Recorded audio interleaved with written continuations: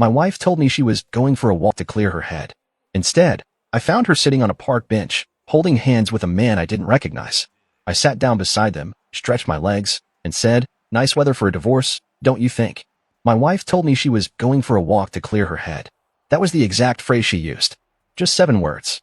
I didn't think anything of it at first. She'd been quieter than usual for the past few weeks, and I assumed maybe work had been stressing her out. I didn't push. I just nodded from my spot on the couch and kept flipping through channels on the TV, trying to find something to keep me distracted from the weird silence that had taken over our home lately. We've been married for 10 years. Met in Charleston, South Carolina, at a local art event downtown. She worked for a gallery, and I was a marine biologist with a deep love for the ocean and very little knowledge of art. But she made everything sound interesting, even paintings I didn't understand. We fell in love quickly. Got married in a historic chapel.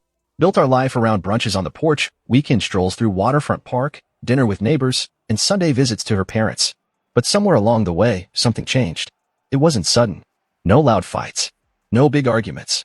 It was more like a quiet erosion. Little things. She started sleeping facing the other side of the bed more often. Conversations became shorter. I'd ask how her day went, and she'd shrug or just say, "Fine." We stopped cooking together. We stopped making plans.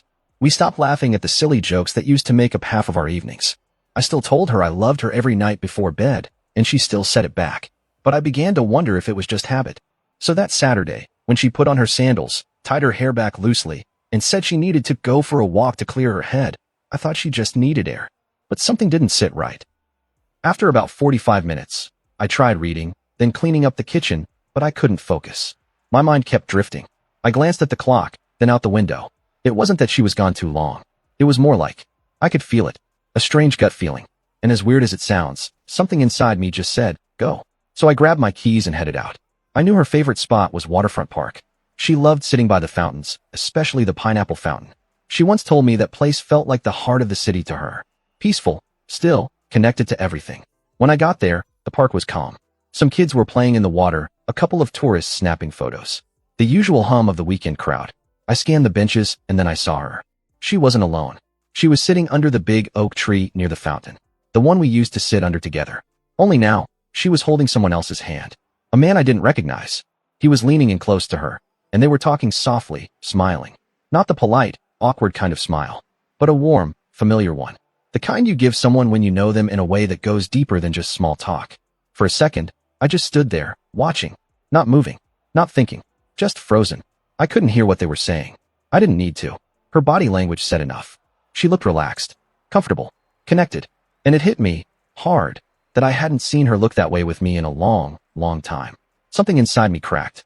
Not shattered, just cracked, in that slow, sharp way where you can feel everything changing but you're not ready for it yet. I walked up. Neither of them saw me at first.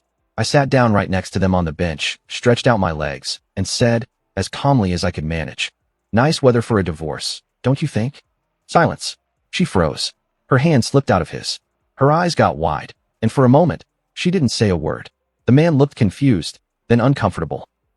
He glanced at her, then at me, and back again. "I should go," he said quickly, standing up.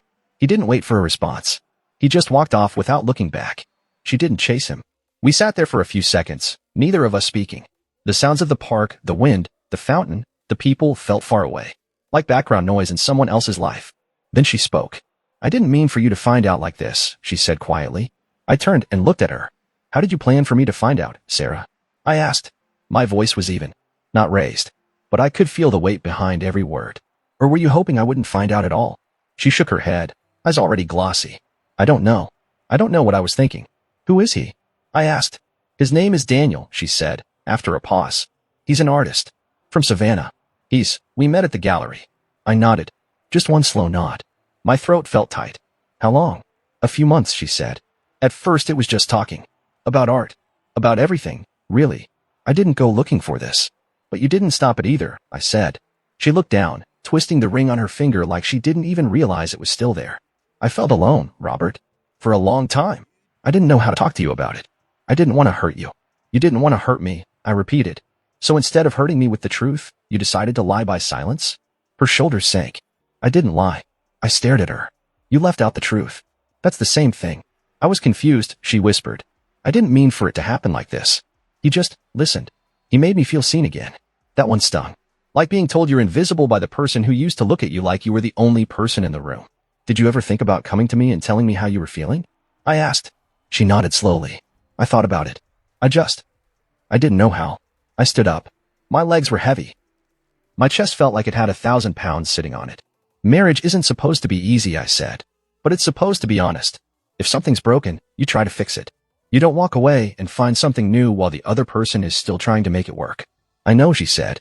Her voice broke. I'm sorry. I didn't say anything else. I just walked away. I didn't go home. I walked around Charleston for hours. Past the alleyways and old homes we used to admire. Past the cafe where we had our first date. Past the bookstore where she used to pick out poetry collections for me. Everything reminded me of us. And now, every memory had a shadow over it. I'm still trying to figure out what to do next. I'm not sure what happens from here. I just know things won't ever be the same again. A few days passed after that moment in the park. Neither of us talked about what happened right away. She came home that night. I was already there, sitting on the porch, watching the sky lose color. She walked up the steps like a stranger, unsure of whether she was allowed in. I didn't say anything. I just opened the door and let her go inside. We didn't sleep in the same bed. I didn't ask her to leave, and she didn't offer. She stayed in the guest room, the one we barely ever used. The bed still had a quilt her mother gave us years ago, one with little embroidered shells and waves. She used to call it our beach blanket, said it reminded her of all the things we loved when we first got together. Now she was sleeping under it alone. For the first few days, we walked around each other like we were made of glass. Quiet, careful, fragile. Meals were made in silence. If we crossed paths in the kitchen, one of us would step aside without a word. The house felt colder. The walls seemed thinner. And every sound, even the clink of a spoon or the creak of the floor, felt louder. I didn't ask if she was still talking to Daniel. I didn't want to know. But deep down, I already knew. On the 5th day, I came home from work to find her in the kitchen. She had made coffee, and for the first time in days, she looked like she wanted to talk. Can we sit? She asked. I nodded, but I didn't sit right away. I poured myself a cup and waited. I've been thinking, she said. About everything. About what I did. About us. I stayed quiet. I don't want to lie to you anymore, she continued. I have still been talking to him, but I haven't seen him since that day in the park. Still, I said nothing. Just sipped the coffee. It was bitter. I've also been thinking about the last few years, and how lonely I've felt. But it's not just that. I think I lost a part of myself. That was something I hadn't expected to hear. She looked at me, her eyes softer than before. I started losing who I was when we settled into the routine. When we stopped doing things together. When life became about just getting through the day. And I know you felt it too, even if you won't admit it. She wasn't wrong. I had felt it. That slow fade. The way we just moved around each other like pieces on a board, never quite meeting in the middle anymore. But instead of talking about it, she said, I drifted. And then someone else showed up and saw the version of me that I used to be. Her words stung, not because they were cruel, but because they were true. I took a deep breath. You didn't lose yourself, Sarah. You just stopped showing that part to me. She nodded, her face heavy with guilt. I know. I let someone else see it instead. We sat in silence for a while, and then she said, I want to go away for a bit. To think. Alone. No Daniel. No you. Just me. Where? I was thinking maybe Asheville. Stay in one of those little mountain cabins. Right. Paint. Just be alone. I didn't argue. Maybe space was what we both needed. Maybe the quiet would help us hear what was still worth saving. So she packed a bag the next day. Left a note on the counter that just said, I'll call you when I'm ready. I watched her drive off. She didn't cry. I didn't either. But 2 days later, something strange happened. I was at the grocery store, walking down the frozen food aisle, when someone tapped me on the shoulder. I turned around and there he was. Daniel. He looked nothing like I expected. Younger, maybe. Clean-shaven. A calm look on his face like he wasn't even surprised to see me. I didn't mean to cause trouble, he said, voice low. I stared at him. Then you probably shouldn't be holding hands with married women in public parks. I didn't know you'd be there, he said. But I guess it's better that you saw. Better. I repeated. He shrugged. She needed a push. She's been unhappy for a long time. Maybe, I said. But that wasn't your push to give. He looked down, nodded. Fair. I thought he would walk away, but he didn't. He said something that stuck with me. She told me she still loves you. I narrowed my eyes. Is that supposed to make me feel better? No, he said. But maybe it should mean something. I walked out without buying anything. Later that night, I got a call. It wasn't from Sarah. It was from a woman named Rachel. I didn't recognize the voice at first. I'm Daniel's sister, she said. I'm sorry to bother you, but I thought you should know. Daniel's not exactly who he says he is. I sat up, heart pounding. What do you mean? She hesitated. He's not from Savannah. He's not an artist. And this isn't the first time he's gotten involved with married women. My mouth went dry. What? There's a pattern, she said. He meets women at art galleries or shows, tells them stories, makes them feel like he understands them. And then when things blow up, he disappears. I couldn't believe what I was hearing. Why are you telling me this? Because I've watched him destroy people's marriages for years, she said. And I'm tired of being silent. That night, I stared at my phone for hours, wondering if I should call Sarah. I didn't. Not yet.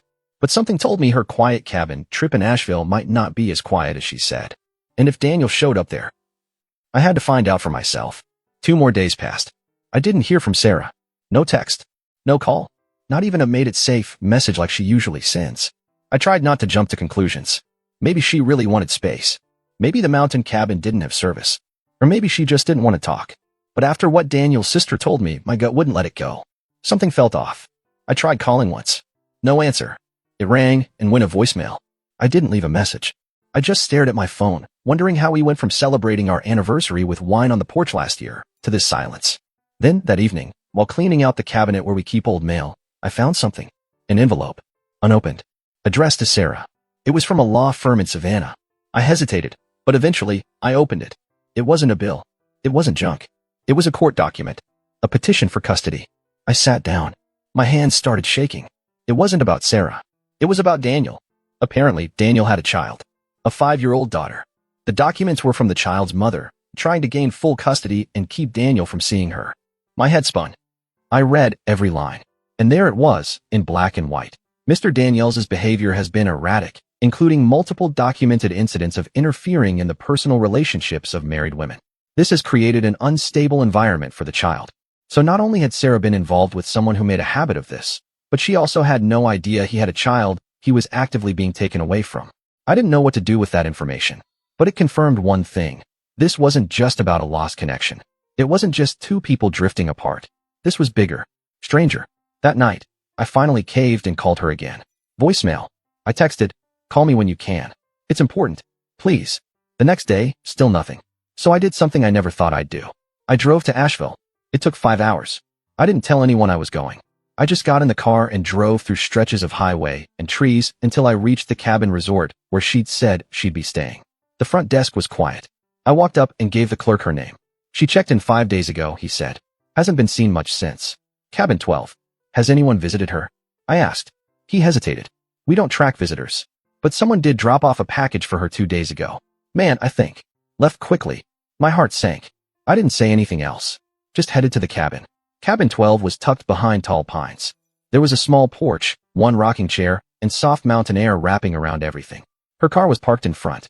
I stepped up and knocked on the door. No answer. I knocked again. "Sarah? It's me." Still nothing. I tried the handle. Unlocked. I opened the door slowly. Inside, it was dim. The fireplace was off. Blankets were folded neatly on the couch. Her sketchbook was open on the table. Some pages filled, some torn out. I called her name again. Then I heard something. Footsteps on the porch behind me. I turned around, and there she was, but not alone. She had groceries in her arms and a stunned look on her face. "What are you doing here?" I paused. "You didn't answer my calls." "I told you I needed space," she said, setting the bags down. "I got a call," I said. "From Daniel's sister." Her face froze. She told me about the other women. About the child. About the custody case. She didn't respond right away. Then she said, "He told me that she's lying. That his ex is trying to ruin him. And you believed him?" "I didn't want to," she said. "But he was kind to me when I felt alone. He listened." "He lied to you, Sarah." She sank into the couch, suddenly looking small, tired. "I know." I sat across from her. "Is he here? Has he been here?" She looked down, then nodded. "He came for a night," she said. "Brought me some of his paintings. Said he wanted me to come with him to Savannah. Said we could start over. That I deserved to be with someone who made me feel alive. Are you going to?" She looked up at me. "I don't know anymore." We sat in silence. The air between us thick with things unsaid. Then she added, "But after he left, I couldn't sleep. I kept thinking about everything. About you. About who we were. I've been painting nonstop, trying to make sense of it all. I didn't know what to say. So I asked, 'Did you love him?' 'I don't know if it was love,' she whispered. 'I think it was escape. I was trying to escape feeling invisible. Trying to remember what it felt like to be wanted.' She picked up her sketchbook and flipped to a page. She showed it to me. It was a painting. Of our porch. Our actual porch back home. The one with the chipped white railing and the plant she always forgot to water. 'You painted this?' I couldn't stop thinking about it," she said. I stared at it. The detail was exact. It wasn't a memory. It was a wish. I don't know what happens next, she said. But I'm not going to Savannah. There was a knock at the door. We both turned. She stood slowly, opened it. And there he was. Daniel. Looking calm. Almost smug. I came back to pick you up, he said. Sarah looked back at me. Then turned to him. I'm not going with you, she said. His smile faltered. What? I said no, she said again. Stronger this time. He took a step forward. We talked about this. No, she said. You talked. I listened. But I'm done listening to lies. Daniel looked at me. Then back at her. Then, without a word, he turned and walked down the steps, disappearing into the trees. I sat back down. She closed the door behind her, locked it, and then, for the first time in a long time, she sat beside me. Neither of us said anything. We just sat there. Not healed, not whole, but finally still. The day after Daniel left the cabin, Sarah and I stayed quiet. We moved around each other carefully, like walking through the ruins of something sacred. There were no big conversations, just small ones. Coffee. Do you want to go for a walk? Should I make breakfast? It felt almost normal, but that made it worse. Because I knew we weren't okay, and we couldn't pretend to be. We decided to drive back to Charleston together. That part surprised me. She said she didn't want to run anymore. Said if there was going to be a confrontation, if things were going to be sorted out, they had to be done face to face. Back where everything started. The car ride was long and quiet. Neither of us turned on the radio. She looked out the window most of the time. I just drove, one hand on the wheel, the other clenched on my knee. When we pulled into our driveway, our neighbor, Marge, was outside tending her garden. She looked up, raised a hand, then paused. I saw the look on her face change. She smiled, but it was thin, forced. Word had spread. We walked into the house. It smelled like us. Like old coffee and laundry detergent. Like 100 memories baked into the walls. That night, Sarah said she wanted to host a small gathering. Nothing fancy, just a few close friends. She said she wanted to face people, not hide from them. I didn't understand it at the time, but I agreed. 2 nights later, the house was full. People we'd known for years, couples we went on double dates with, folks from my office, the gallery assistant Sarah used to mentor. They all came. And whether they knew the truth or not, everyone could feel something was different. It was like standing in the eye of a storm. I stayed near the kitchen, nursing a glass of wine. Sarah mingled, quieter than usual. Then Daniel's name came up. Not by us, but by a guest. Sheila, the gallery assistant, was chatting near the window when I heard her say, "Isn't it crazy what happened with Daniel? I heard he tried the same thing in Atlanta last year. That poor woman." Silence rippled through the room. Sarah went pale. "What do you mean?" someone asked. Sheila blinked. "Oh, just gossip, probably. But I heard he was involved with a married woman, convinced her to leave her husband, and then skipped town." More silence. Then someone else asked, "Didn't Sarah bring him to the gallery once?" That did it. Sarah set her glass down and turned to the room. Her voice was steady, but her face was red. "Yes, I did. I made a mistake."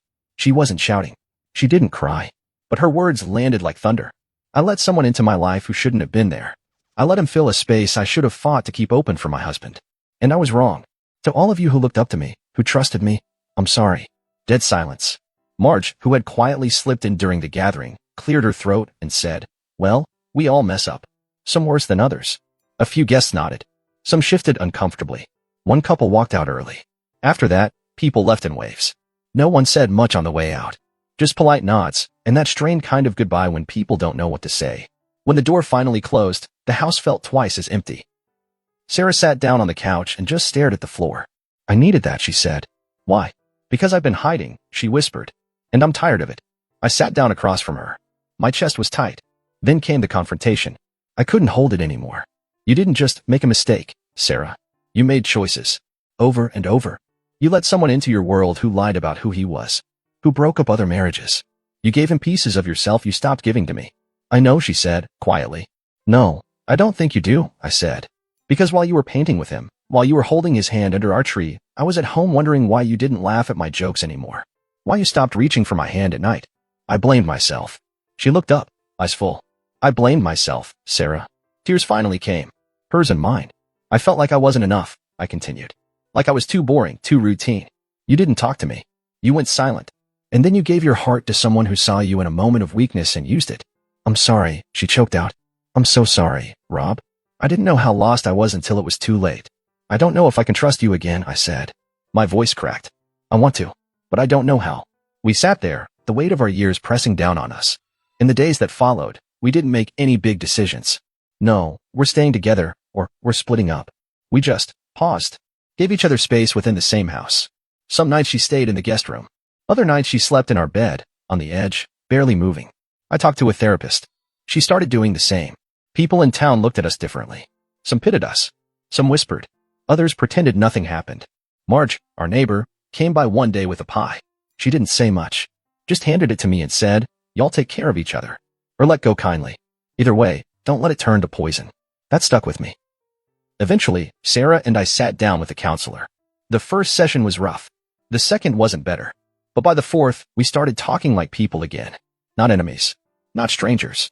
Just two people who once loved each other deeply, and were trying to figure out if that love still had a heartbeat. We're still in that place. Not back to how it was. Not completely broken, either. Some days feel okay. Other days still sting. But here's what I know now. Love isn't enough without honesty. Connection doesn't matter if it's built on secrets. And silence, in a relationship, can be more dangerous than shouting. I don't know what the final page of our story will look like. Maybe we rebuild. Maybe we go our separate ways. But whatever happens, I'll carry the lesson with me. I won't let distance become silence again. And I won't forget that even in the middle of heartbreak, you can still choose dignity. Right now, I'm not hopeful. I'm not hopeless. I'm just healing.